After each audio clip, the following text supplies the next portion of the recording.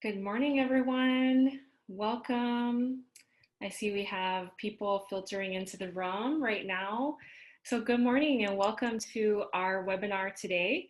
We're going to be talking about how to manage blended teams. So, teams who are working remotely from home and those who are in the office and on site.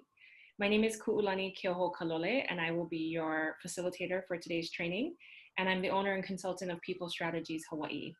And I want to thank the YWCA Patsy Teaming Center for Business and Leadership, who is hosting today's session, and begin by asking the program director, Colleen McAlooney, to say a few words. Colleen? Aloha ku'u. Thank you so much for facilitating our workshop today, and thank you to everyone who's joined us. I just want to thank you enough. So I just want to say welcome, and I hope our presentation on working with remote and on-site blended workforces is helpful for you. And please be sure to listen to Brittany when she checks in at the end for any future workshops we have and how we can help you here at the Patsy Teaming Center for Business and Leadership. Thank you so much. Thanks, Colleen. And so again, my name is Ku'ulani and I'm the owner and consultant of People Strategies Hawaii. And what I do is work with organizations to help increase the capacity of their individuals. And so we look at, their talent, we look at how people are engaged. Are they engaged? Is the culture healthy? We look at the entire workplace environment and just figure out how do we make that more effective so that businesses can really do their work and do it effectively.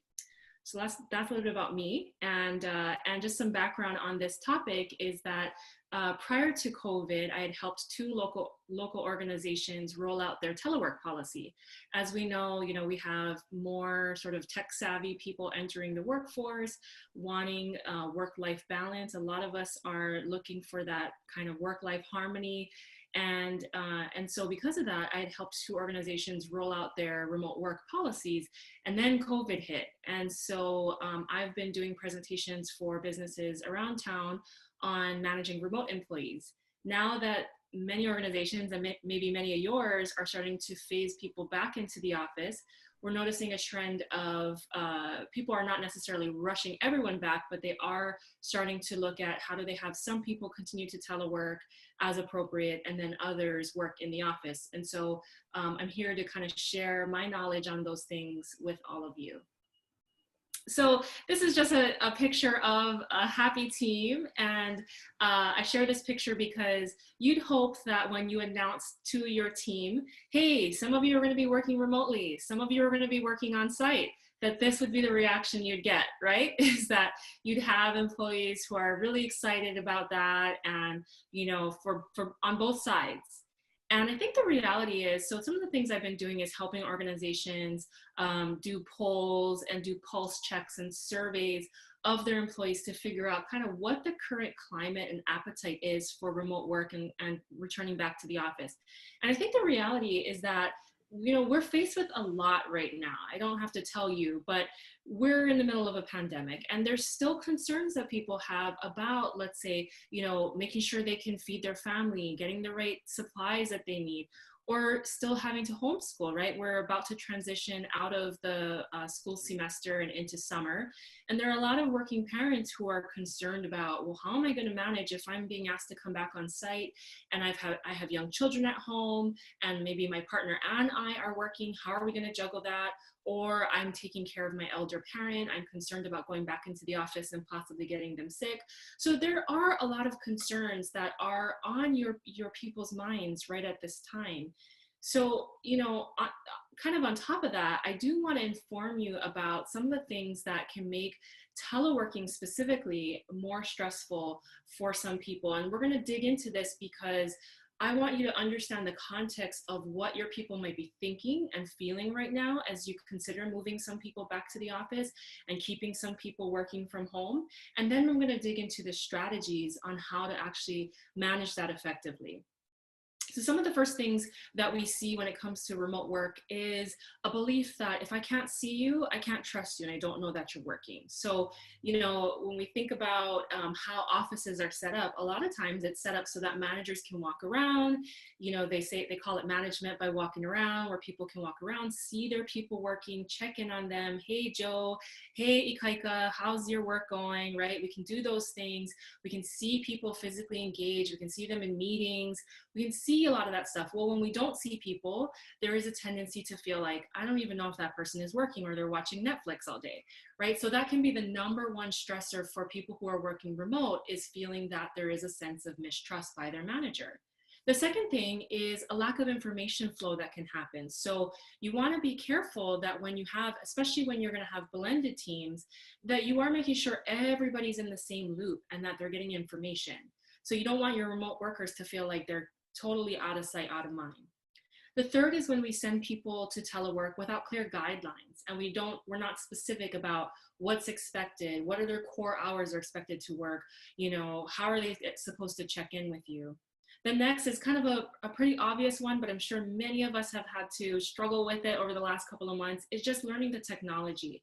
You know, some people are just not as maybe they haven't been using tech for a while. They're mostly used to sort of manual stuff, or mainly reliant on email. And this report from Global Workplace Analytics specifically talks about the challenges when managers only rely on email to communicate for their remote employees. Remote employees need more instantaneous communication methods. They need to be able to chat you, text you, call you. And so that can be a stressor as well. And the last thing, and I think again, maybe many of us are experiencing this now, is a feeling of pressure to always be on, right? So sort of to combat the notion that I'm at home watching Netflix, I may tend to want to work more. I may tend to want to not take breaks. We see stories of people taking their laptop with them to the bathroom and forgetting to turn their camera off, you know, kind of unfortunate things. But there is, I think that what that's telling us is that there is this strong feeling these days that you need to always be on to sort of prove that you are, if you know, effectively working and being productive. And so we're seeing people work into the night and late hours, and just this sense of burnout. And so I want to start you with this context so that we're all starting from the same page, that there are some challenges to being able to manage this effectively. I want to stop there for a second and ask you, what are you most concerned about when it comes to managing a blended team and having folks who are both on-site and perhaps continuing to telework? What are some of the concerns that you have, challenges that maybe are currently coming up, things you're hearing, sentiment you're hearing, or things you're concerned are going to start to happen as you manage blended teams? So go ahead and use the chat and type in just a comment about what you're concerned about might happen or is happening when it comes to managing blended teams. I'll give you a minute to do that.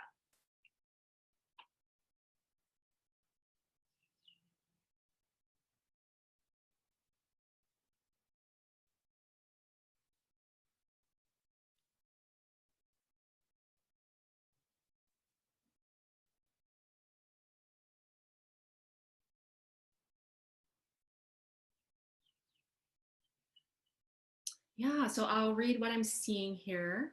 So one person says, we're a school bus company with 120 part-time drivers and aides. They can't work remotely, although if we have computers on smartphones, we can be more in touch with them. And you're awaiting word from DOE. Okay, yeah, so that's good that you're at least starting to get prepared and thinking about how might you do this if you are gonna have people sort of engaging remotely and being on site, because they need to be, right? They're driving buses. Do you think a lot of the stressors are stem from a specific generation? Oh, good question, Jen. Let me answer that in a minute. Liza, longer hours and mistrust. Yes, so those can be really big concerns, as we see here. Brittany, the sense that we're always on. Megan, getting buy-in from management to allow folks to do both. Yes. Amy, consistently providing opportunities for remote and on-site. In-office team members feel those that are working remote are not putting in their fair share. Yes, that's a very legitimate sentiment that can happen. What is your new manager on the mainland emailing you on a holiday? Are they trying to send a message? That's a good question, Donna. Very good. Yes. So we'll try to tackle these. Thank you for sharing this with me. We'll try to tackle these.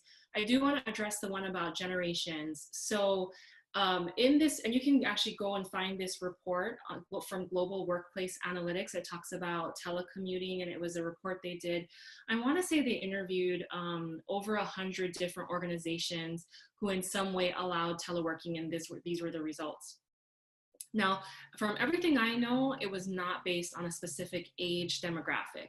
So this was not, let's say, people who are millennials, for example, feeling management mistrust, or baby boomers feeling like, you know, a certain thing.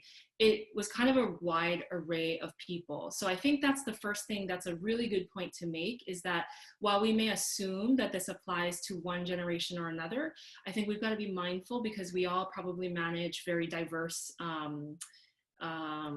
employee bases, is that this applies across the board.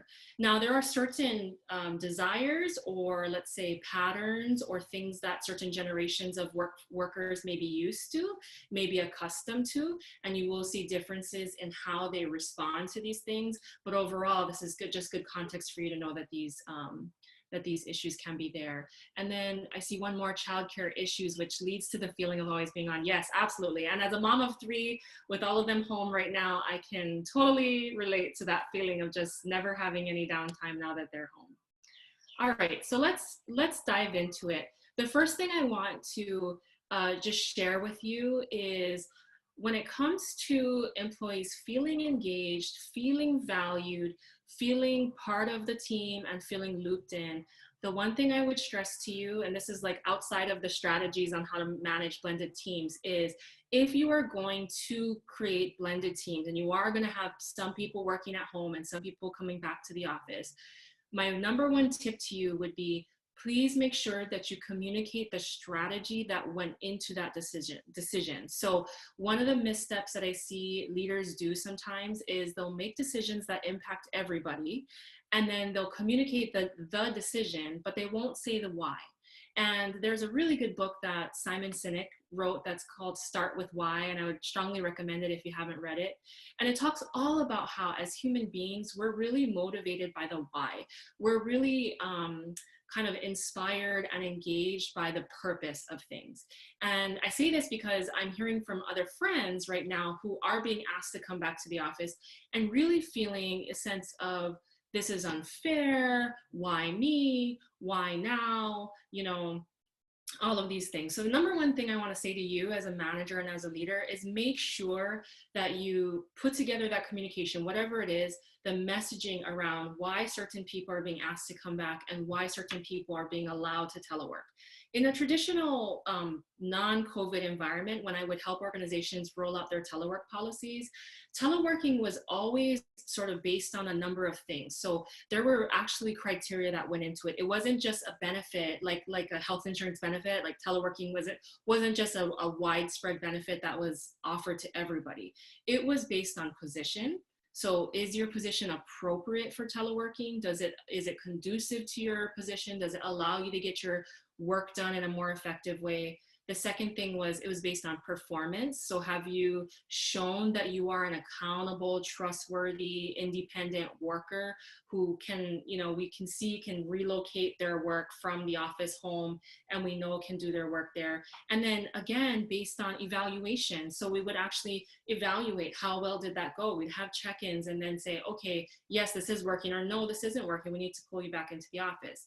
The thing that COVID has done is it's blurred that, and it's made it challenging, because maybe where someone wasn't as accountable before, or their position really kind of didn't lend itself greatly to teleworking, or their performance was not up to par, or even during the pandemic, we saw their performance slip. We were concerned about them sort of slacking off because we weren't seeing any work results.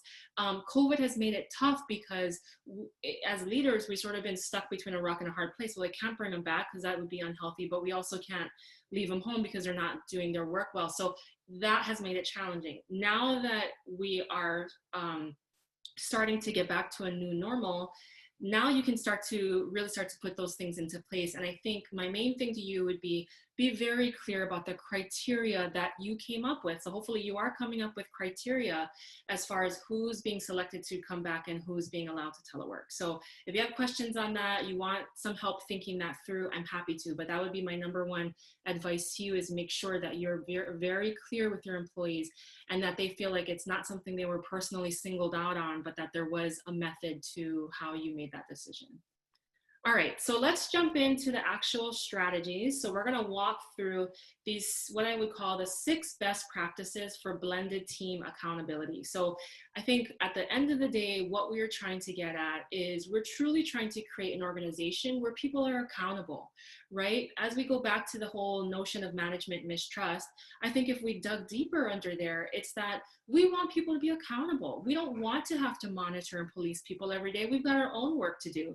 We don't want to feel like we have to, we mistrust people or we're doubting them, because why did we hire them, right? We hired smart, talented people.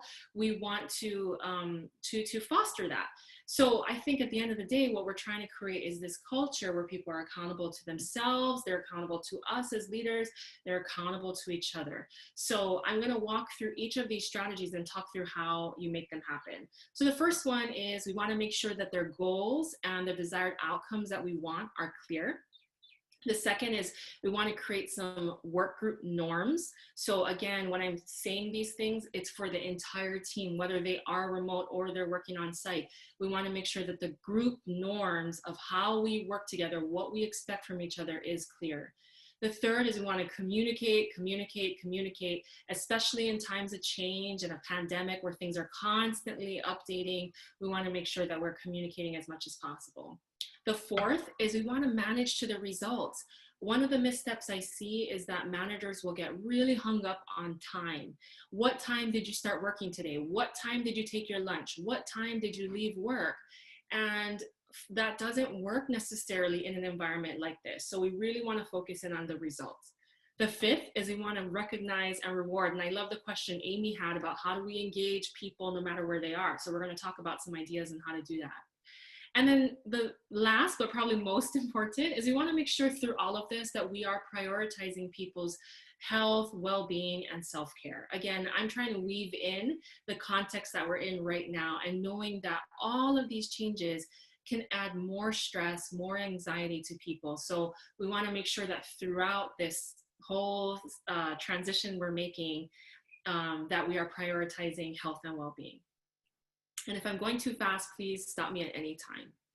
All right, so best practice number 1, we want to make sure that our work goals and desired outcomes are clear. So I was saying before, but I guess now we're getting towards the middle of the year, but I was saying before when COVID first hit, I guess the nice thing is that it was early on in the year. So hopefully your organization had done some goal setting at the beginning of this year and people had talked through what their goals were for the year. So go ahead and revisit that. And you know what, if they haven't set goals, this is a great time to say, hey, you know what, we're transitioning again as an organization. This is a good stopping point for us to revisit our goals. What are our team goals together, right? So what I would have you do is work with the entire team to say, what are our team goals? Or share that with them if you haven't already. Hey, this is what, management and leadership has been working on for the year, and this is what our team is responsible. Be clear on that with them so they don't feel like they're sort of just lost and trying to, especially if you as the manager are, maybe you're going to be moving back and forth between being in the office and being at home as well. So they're not going to have you as, what's the word? I was thinking of like a lighthouse, they're not going to have you as someone they can go to every day and be like, what are we working on again? What am I supposed to be doing? So you want to make sure that there's sort of that guiding North Star for the whole entire team to know what their goals are. And has anything changed? We've gone through a major world change in the last few months. Have any of those targets, those projects, those initiatives, those things that they were supposed to do changed? I was working with a nonprofit who got a grant to do census outreach. Well, that kind of, got thrown off by all of this. And yet the executive director was like, we're still going to deliver on census outreach. We're just going to have to re-envision how we do it differently, virtually, through Facebook, etc. And so she had to message to the team, hey guys, that project is not on hold. We're still doing it, but we're doing it in different ways.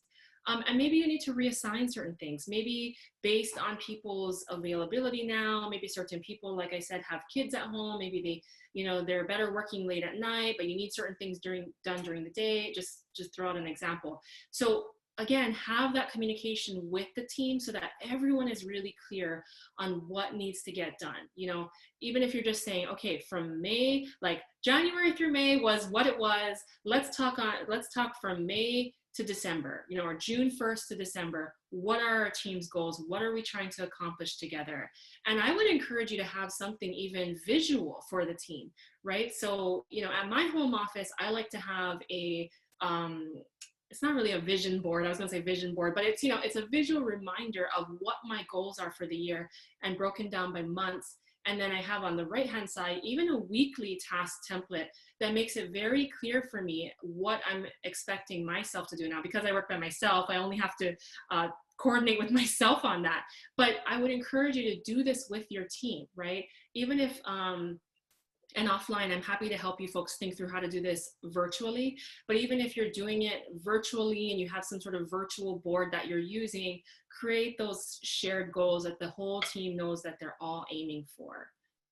And I'll talk more about that weekly task template in a second and some digital ways to do that. The second thing is, so once those are established, what are the work group norms and expectations? And maybe you already have these established. Maybe people are very clear on, Amy is my manager. I know she likes to check in early in the morning. I know she expects that a status update every Friday. I know that, she's expecting me to work from 9 a.m. to 5 p.m. She better see me online. So but make it clear to the team about what those work expectations are. So what is the work plan and timeline? What is the schedule? Again, I've been really encouraging leaders to allow some flexibility in this time. So what are the days, maybe if certain people are being allowed to come into the office a few days a week, being allowed to telework a few days a week, don't assume that what you know is clear with the team. So be really clear about what that is and what's being allowed for all of them. And then again, communication frequency. How often will the team be communicating? If you're expecting they're gonna, get on Zoom every Monday, okay, make that a thing. Mondays at 10 a.m., everybody is to get on Zoom. What are they expected to do? You're expected to come with your weekly task template. We're gonna go around the room, the virtual room, and everyone's gonna share what they're working on. I don't know, I'm making it up, but you've gotta come up with what is that rhythm that you're expecting everybody to communicate in, and be clear that everybody knows how to use the tools, what the frequency is, etc. And then check-ins, and I always like to say, people can't read your mind. So this, you might like this comic I have on the side that the boss is saying, how are you doing on your unspoken objectives? My what? I'm referring to the goals I have in my mind that I've never mentioned. How are those going? Oh, I'm totally nailing them, right? So a lot of times we have this mistake that we do where we assume that the person knows what we want. We assume they know, and maybe you've started to see this in the last few months.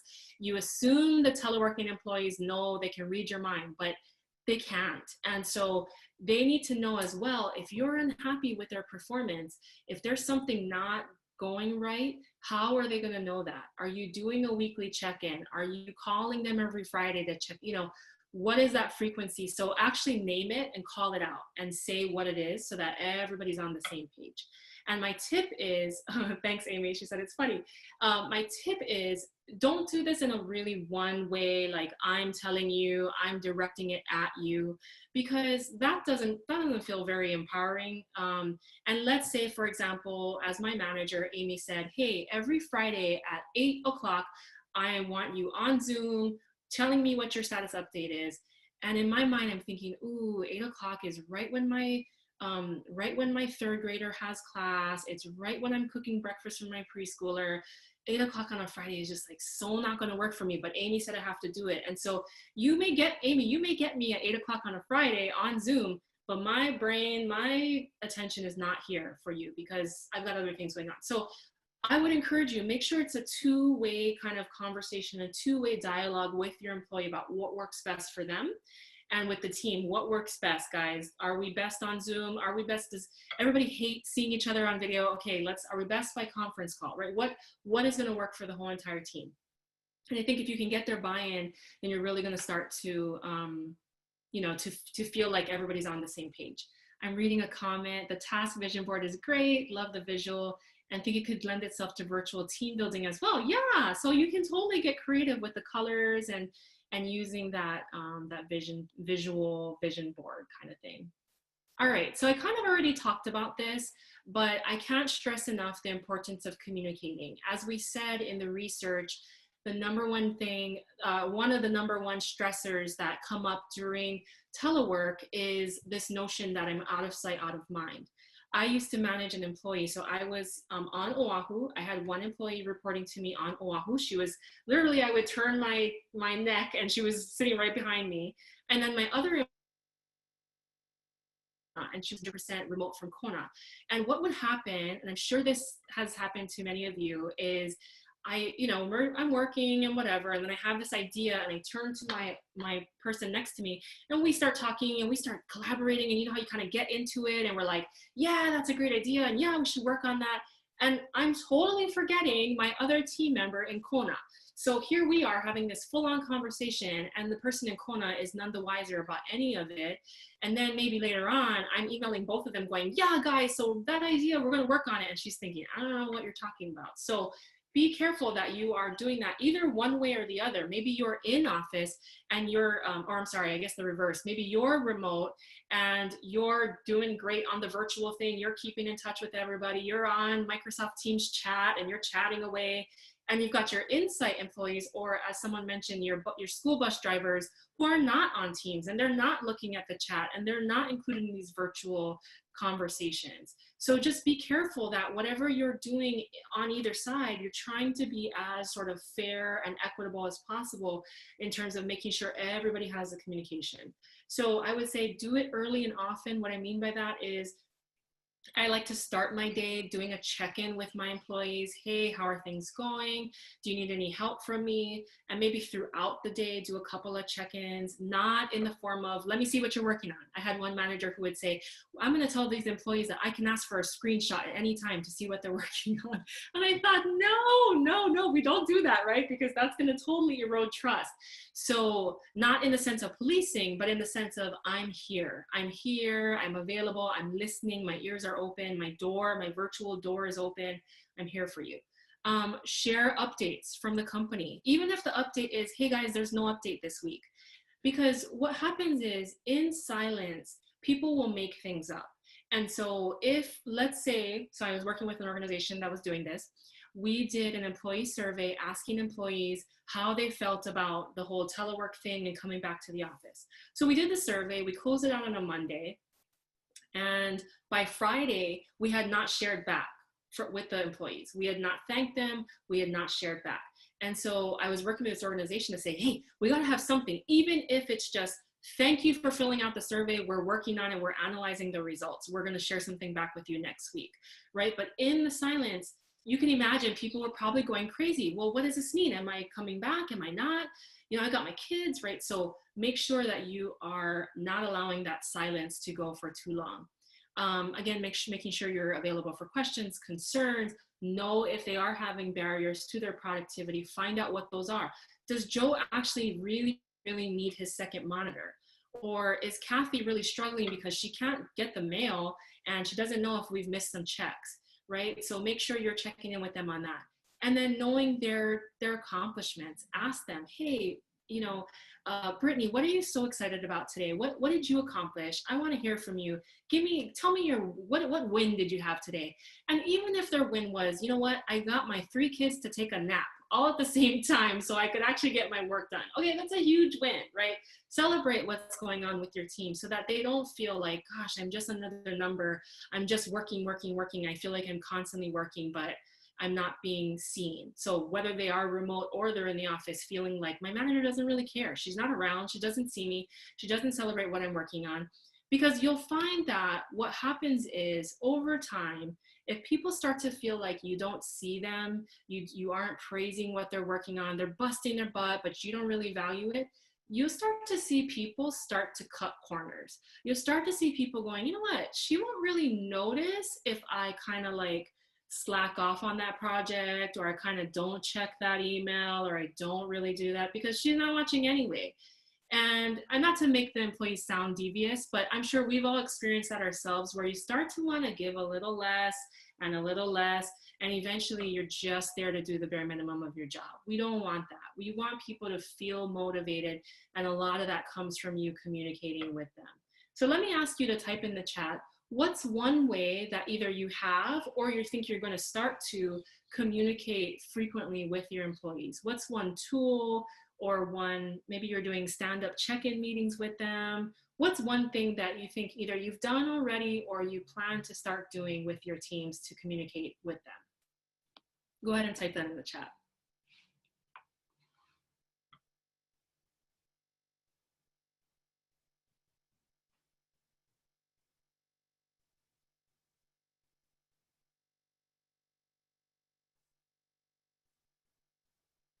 Yeah, so I'm seeing scheduled meetings to check in as a team and one-on-ones. Nice.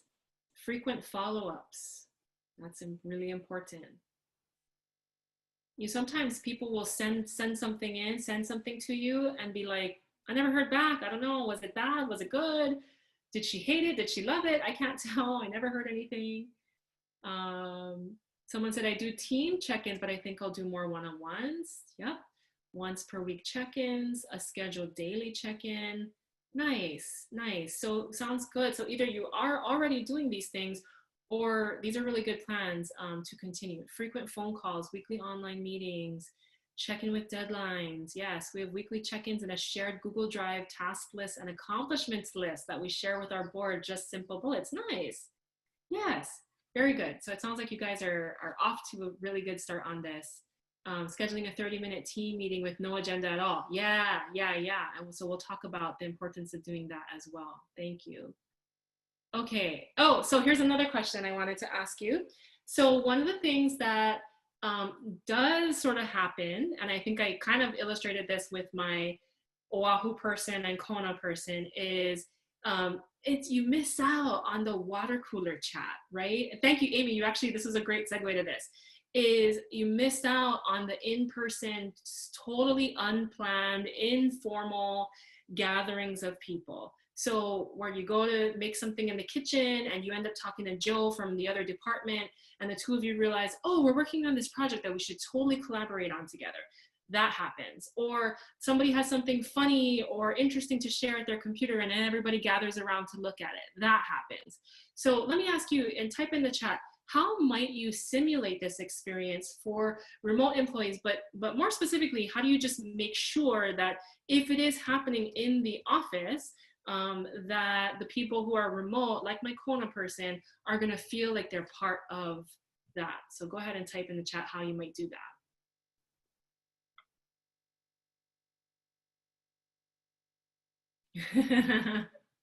I did not know about that term, Migo. My eyes glaze over. Nice. Yeah. Trying to keep our meetings to 30 minutes. I like that. So how might you simulate the water cooler chat or the in-person informal pop-up gatherings that happen in the office? If that's going to happen as you start to bring people back into the office, how do we make sure that our remote employees feel included in that? And remember, it's not planned, right? So one thing I would, well, I'll stop there. I was going to say one thing I wouldn't do is plan it per se, but I'll leave it there because, you know, maybe there are ways you can plan it. So I see one Zoom lunch. Nice. Yes. Yes. Lunch idea. Yep. Teams doing pauhana. Encourage them to call and engage with other department staff. That's a good one. What if it's just like, what if it happens organically? Are there things you could do sort of in the moment to make sure your remote employees are part of it?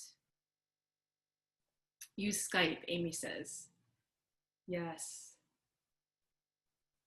So, so as you keep rolling in your thoughts, what I ended up doing with that situation where I had the Oahu person and the Kona person, is we just sort of came up with an agreement that whenever the Oahu person and I would, no, not obviously not every single conversation where I'm asking her how her weekend was, or just, oh, do you have a stapler I can borrow? Like, not every single conversation, but when we were getting into conversations where we were talking about work, or we were just brainstorming off the cuff and coming up with cool ideas, we came up with an agreement that we would always call in Kathy, our Kona person. So whether it was by Zoom or whether I just picked up the phone and called her or chatted her, we just had this agreement that we would always try to include her. Now, granted, that may not be that may be really difficult, especially if you're managing, dozens of employees and you can't really call everybody right away. But I would encourage you, think about a way that you could even have, I think Amy kind of alluded to it, sort of a standing virtual space, a standing virtual room that would be that would allow for that random, collaboration, random thought partnering on things. Or someone mentioned Google Doc, right? Maybe you have a virtual Google Doc that's just there for the spurts of, ideas or spontaneous, ideas people have that they can include there. So I don't have a specific answer, but what I will say is just get creative about the ways that you make sure, at the very least, if that conversation was happening in the office and it was really good and people walked away feeling energized by it, make sure that you as a manager are then turning to your remote employees and kind of sharing what happened. Again, we want to make sure they feel in the loop on things. And someone said, we have a virtual rant session, sometimes 5 minutes a day, just to get the feeling of togetherness. Yeah. Megan, I like that. Save time at the end of check-in meetings for open-ended discussions. Teams can also use instant messengers. Yes. So one tip I would give is when you have team meetings, so let's say every Wednesday at 10 o'clock, your team has a meeting, do this. Start the Zoom or Teams, whatever it is, start the meeting maybe like 20 minutes, 30 minutes early. Actually open up the room early. Why do I say that? Because that simulates what would have happened in person anyway, right? People would have filtered into a conference room and said, hey, Brittany, hey, Amy, hey, Megan, how was your weekend? What'd you guys do for Memorial Day? That would have happened. Now what's happening is we are starting the meeting at the dot and we're ending the meeting at the dot, and none of that water cooler, standing around with your coffee mug, talking story, none of that is really happening. So I would strongly encourage you to open up the meeting early and tell people, I'm going to open up the meeting early, so feel free to just come on, talk story until the meeting starts. And also don't be quick to hit that red button at the end of the meeting if possible. One thing I've been seeing people do is schedule their meetings to the 50-minute or 45-minute. So if it starts at 10 to 10:45 or 10 to 10:50, because what's happening is people are doing chock-a-block where they're just like one right after the other, and we're not taking those breaks to really just have the kind of cool down coffee chat. So maybe make your meeting to 10:45 and allow for the meeting to sit open for the next 15 minutes where people are just allowed. Now be careful, turn off the recording so they don't feel like they're being sort of monitored or recorded, but allow for that time before and after for people to engage. Sorry, I'm probably giving you way more tips than you wanted to hear this morning. So this slide kind of summarizes it all. Make sure that you're continuing to foster one team. And what all the research I've shown is, if you can, try to encourage your in-office team to do stuff virtually. I know it sounds weird, and I know in the beginning it'll feel very odd. Like, I just came from the virtual world. I'm here in the in-person world now, right? But as much as possible, try to encourage them to, if you're gonna have a meeting, if you're gonna do lunch or whatever, try to do it virtually, again, because we want our remote employees to feel like they're part of, and that's one way to make sure everybody feels equal and included. Now, a couple of tips on that. I was looking at some pictures online. So, how many of you ever seen something like this where maybe one person is zooming in and their head is so big, it's taking up the whole huge TV screen, and the in person people are at the conference table all looking up that person's nostrils, you know, on the screen, right? And it's sort of what I don't like from a sort of psychology point of view is that it kind of like gives that person extra power and extra attention. Now, in this case, if this person is a leader or the prime minister or whoever it is, okay, maybe they you know deserve being on the big screen like that. But if they're just another teammate, or you know, you just want to make sure that there's a sense of camaraderie, I would encourage that they are maybe on a smaller screen that is in eye level with everyone else, and you have that screen on the table, and you know, maybe make sure you kind of wrap your seating around so it feels like they're in a circle with the rest of the team. Now, I know logistically this may be really hard to replicate, but as much as possible, you get my point, is try to make people feel like they are part of one team. So going back to this image, what I like to say about this with Zoom and all of those things is that everybody gets the same size square, right? Everybody. So what that represents is everybody has the same voice, same capacity to share their voice. Everybody is empowered to be able to be seen, be heard, etc. What this does is starts to differentiate the power and allow one person to sort of be the voice booming in the room while everyone has to look up at them, right? So again, if you can, I would encourage you to situate your logistics in a way that people feel like they are equal and part of. All right, I spent a lot of time on that. I'm sorry, you can tell I'm really passionate about that topic. So here we are on strategy number 4, and I think many of you talked about this too, but we want to be careful that we are managing our employees to results, right? So it is very, very tempting, and I used to do this too, and I finally had to stop myself with the Kona employee, is I would kind of want to monitor, like, is she on right now? You know, let me send her an email or let me send her a chat and see if she responds, almost as a way of like testing to see if she was working. And it gets really tempting to do that. Don't do that, because it is going to derail and demotivate people and make them feel like you don't trust them. And so as much as possible, you want to manage them to the results. Use that weekly task template, right? Use, like the person said, their Google Doc list, whatever you're using, use it to monitor, in that sense, monitor, are the results getting done? Going back to, these were the goals, these were the projects we asked them to deliver on, this was their specific Kuleana, are they delivering on that? If they are, great. Continue to foster trust and allow them that autonomy to work remotely. This is specifically for remote workers, but also use it for your in-person. If they're not delivering the results, okay, then maybe that's a time to sit down and have that check-in performance conversation with them. Let them know, hey, you know, I asked you for this last Monday, you didn't send it, I haven't heard from you.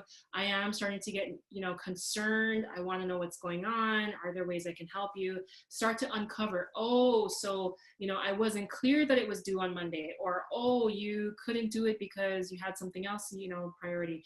So start to uncover what's going on there and have that performance conversation like you would with anybody else who is not delivering on their performance. And then again, as they are checking those things off the list, celebrate, right? Talk about their wins and accomplishments. As you have your team meetings, don't just talk about the work. Make sure you're going around and sharing, hey, Ku'u, tell us something that you're really proud of that you finished this week. Hey, Joel, can you please share? I love that project you did. Can you tell the whole team about that? Hey, you know, Ben, that was really awesome. Can you go ahead and share what happened last week? So make sure that people are, because I think someone mentioned in the chat maybe early on that the concern is that people in the office will start to feel it's unfair, because the reality is teleworking, no matter what we say, and I know in a pandemic it's been crazy, but it is a privilege. It is a privilege to be able to walk around in your pajamas, not have to get in a car and sit in traffic for half an hour. So yes, it is a privilege. So you want to be careful not to have your in-office people feel like, Well, why does he get to do that? He doesn't even get any work done. You want to make sure that the whole team is delivering what they said they would deliver and that the team knows it, right? So not just that they're getting it done and you know it, but the whole team knows what everybody is working on and how everybody's working very hard and getting things done. The reality is that even in office, people do bake sales and they sit around the water cooler. So it's not, I think at the end of the day, maybe maybe it comes out even as far as how much people are working. But anyway, make sure that everyone is clear on what's getting done among the whole entire team. Okay, I said I would talk about this template. So one thing I wanted to share here is that I have this as a Excel spreadsheet.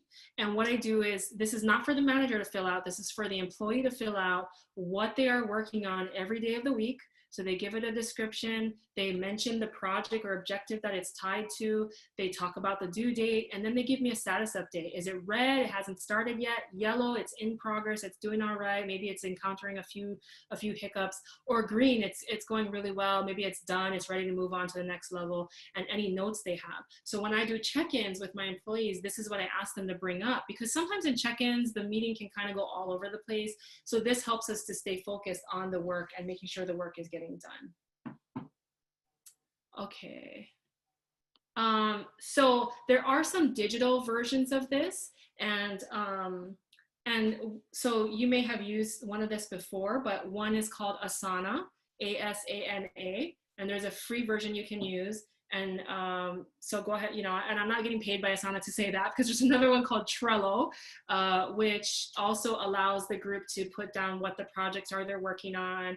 And then you can assign them to people. You can put due dates. You can see what's getting accomplished. And there's even a cool dashboard thing that shows kind of from a project management view where things are at. So anyway, if you're looking for an online version of this, these are two examples. There are many others out there: Slack, Basecamp.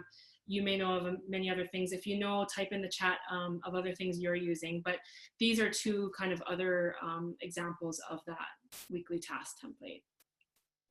I'm not going to spend time on this, but I just wanted to show you that I do think it would be important to talk through time management tips with your team. So you'll have this in the copy of the recording. So go ahead and feel free to share this with them as well. Okay, so now we're on to step 5, and one of the important things we want to do, make sure that we are recognizing and rewarding our employees. One of the biggest concerns from remote employees is that they feel they're going to be passed over for a promotion. They're not going to be recognized because they're out of sight. And so you want to make sure you're celebrating them equally. So let me ask you to go ahead and type in the chat, how might you recognize employees who are both in office and working from home? So what are some strategies or ways that you might do that for both and all of them? Go ahead and type that.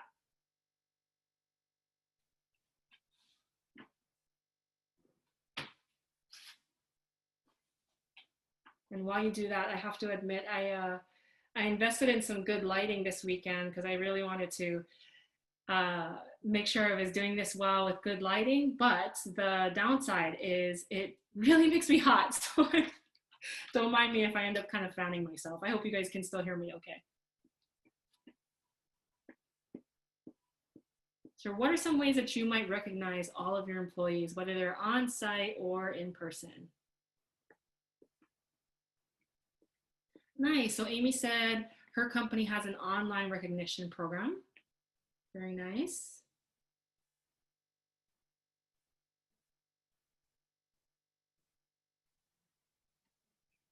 During our team meeting, we have a recognition segment. Team members can recognize each other for a job well done or helping each other. Nice.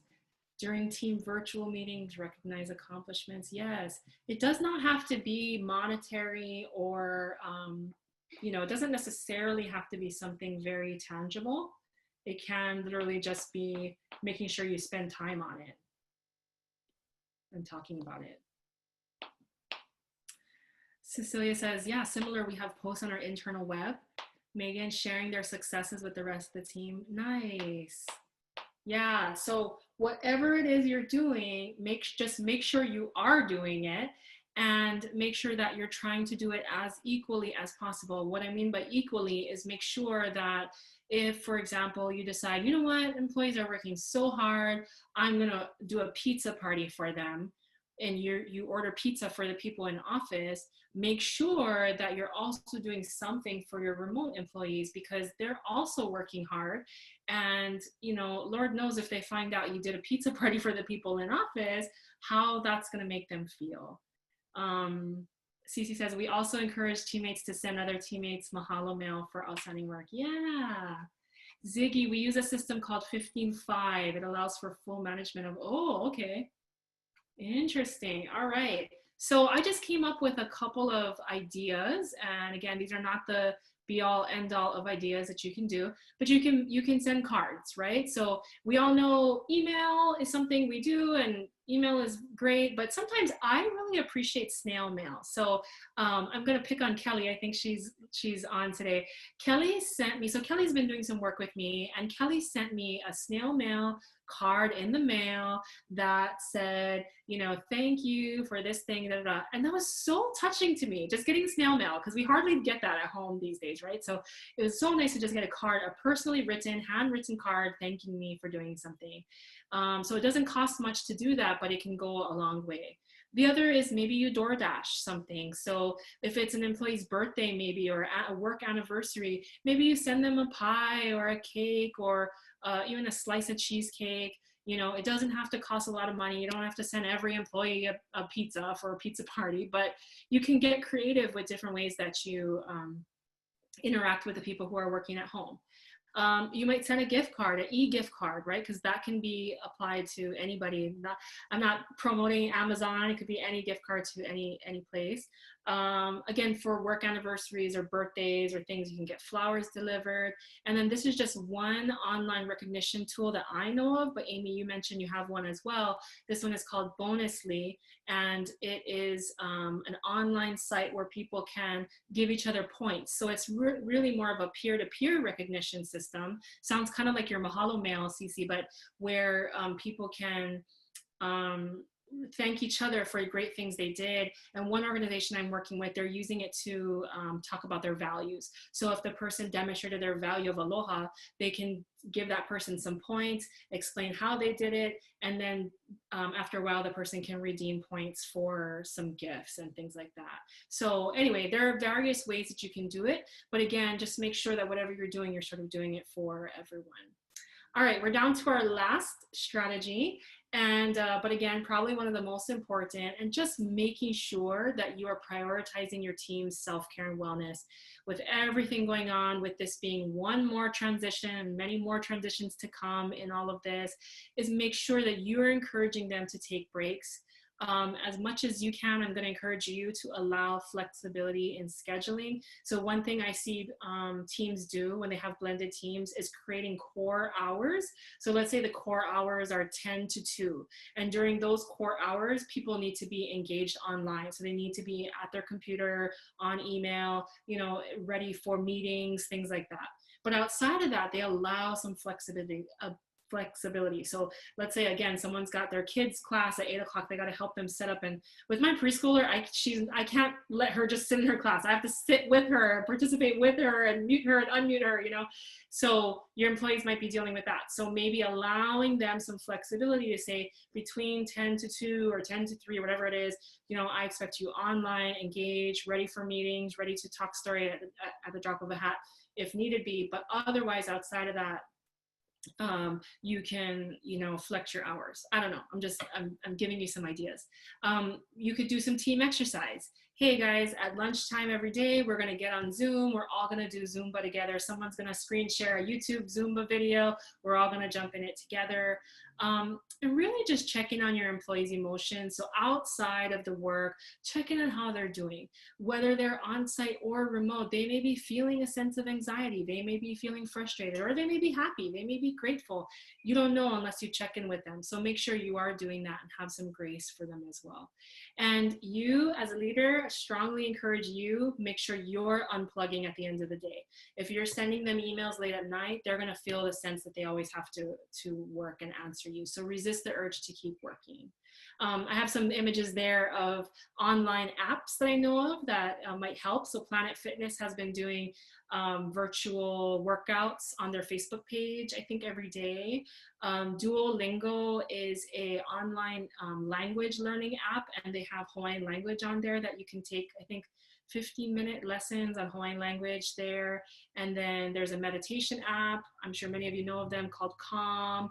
And just getting outside. I see some teams doing like team neighborhood walks where people will actually go with their phone and go on a walk. So the whole entire team is walking in their own neighborhoods and showing each other what they're seeing. So lots of ideas there to keep everyone kind of healthy and engaged. So I guess my last summary slide would be the do's and don'ts. So we do want to make sure we're keeping in frequent contact with your remote employees and really all of your employees. We don't want to increase the monitoring of our telecommuters. We don't want to make them feel like we are policing them. That's not going to do anything for their morale.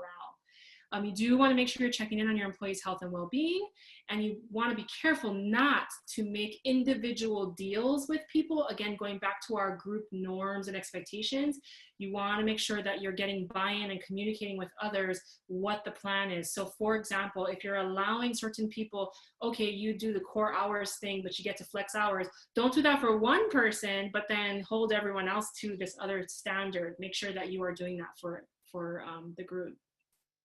You do want to discuss and agree work group norms. You don't want to assume that your remote employees are always on, always available, right? We don't want to make that habit of starting to lean heavily on our remote employees because we can't see them head down really pumping out work. You do want to foster a work group culture that rewards helping behavior, and we don't want to forget one group or another.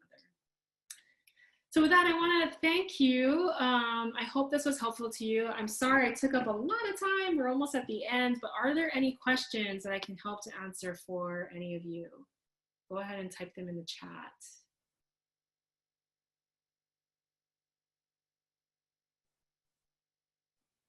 Thanks, Amy. So I got one, thank you, Megan. I got one private question about days off.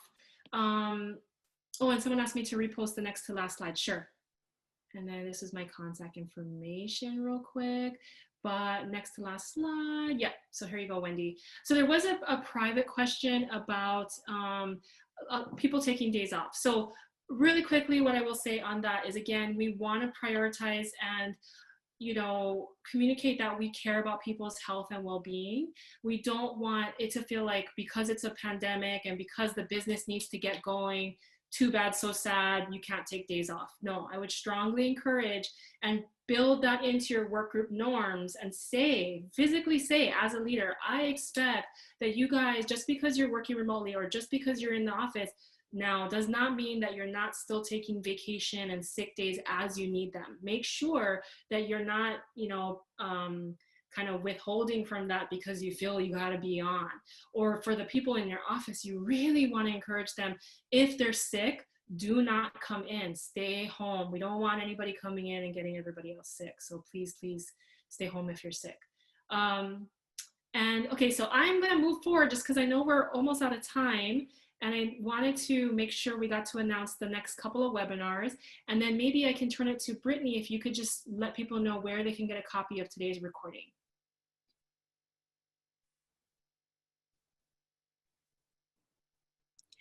Thank you so much, Ku, and thank you to everyone that joined us for today. As Ku mentioned, we have a few webinars that we have coming up. So up on the screen, you'll actually see that we have a webinar on accounting concepts and payroll for small businesses. We know that right now, that how to manage your finances during this time is really important. So we wanted to go over that. So we have that scheduled for Tuesday, June 9th at 10 a.m. As well as we have a second follow-up webinar to today's session with Ku, actually, on effectively managing your remote and on-site team, but we're going to be focusing on the virtual communication techniques to help you be successful in that, because we definitely know, when we get technology involved in our communications, that there is a little, there are a few adjustments that we need to make. So thankful to Ku'u, for helping us to lead that. And for today's session, we will actually be sending you an email today as with a copy of today's, with a copy of the slides. And then also if you like to refer to the actual webinar, we will actually be posting a link to the video on top of our MCBL website. So you can just go to mcblhawaii.org. That will also be included in the email that we're to be sending out to you. But thank you so much. And then also to remember, the Passy T. Ming Center for Business and Leadership, we are currently closed to the end of June. However, we are actually offering our services remotely for business counseling as well as legal counseling, and then also to providing other small business development opportunities as well. But thank you, everyone. Thank you so much, everyone. Take care and aloha.